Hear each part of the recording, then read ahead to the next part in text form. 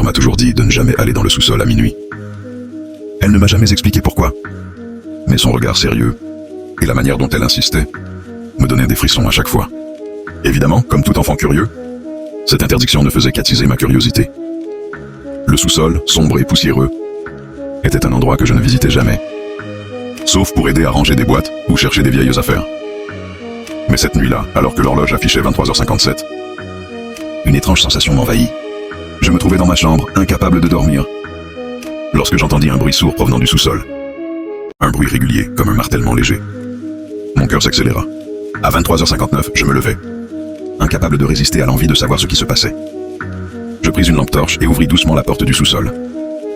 Les marches de bois craquèrent sous mes pieds, et l'air humide et froid du sous-sol me frappa comme une gifle. L'horloge de la cuisine sonna minuit. Au même moment, le martèlement s'arrêta.